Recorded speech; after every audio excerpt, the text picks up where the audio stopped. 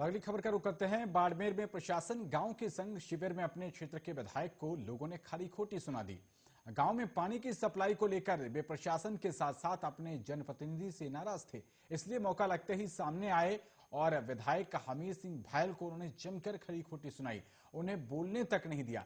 मामला बाड़मेर के सिणधरी पंचायत समिति के चाढो की ढाड़ी में प्रशासन गांव के संग शिविर हुआ था।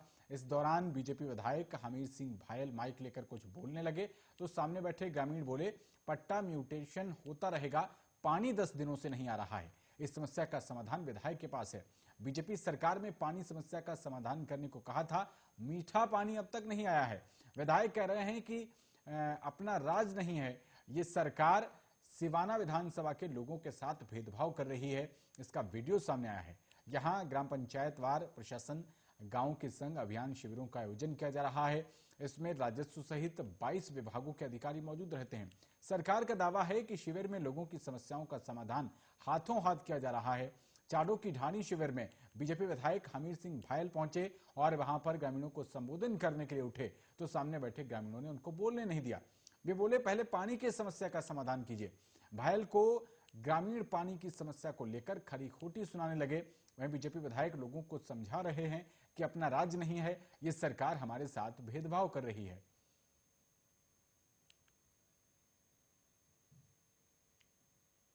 वहीं कोटा के रामगंज मंडी थाना के एक गांव में युवक ने कमरे में फांसी का फंदा लगाकर सुसाइड कर ली।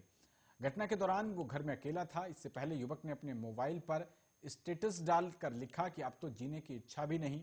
इसके बाद एक और स्टेटस अपडेट किया। इसमें लिखा था कि ये उसकी लास्ट स्टोरी है। इसके बाद उसने सुसाइड कर लिया। परिजन घर पहुंचे तो गाने चल रहे थे। जब अंदर झांक कर देखा तो फंदे से वो झूल रहा था। सूचना मिलने पर पुलिस मौके पर पहुंची और शव को मोर्चरी में रखवाया गया है।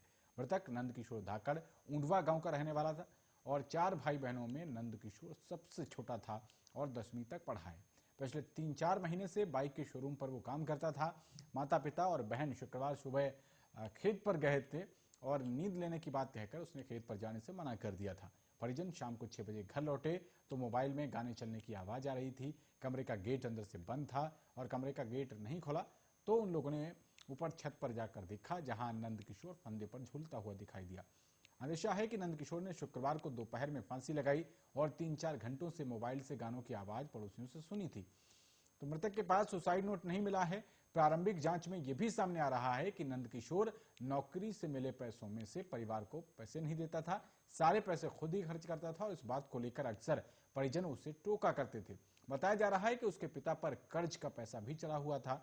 रामगंज मंडी थाना सीआई सत्यनारायण ने बताया है कि सुसाइड करने से पहले युवक ने सोशल मीडिया पर स्टेटस अपलोड किए थे। फिलहाल कारणों का पता नहीं चल पाया है और परिजनों ने कहा है कि बाद में इसका पोस्टमार्टम करवाया जाएगा। इसके साथ ही कारणों का भी वो पता लगा रहे हैं।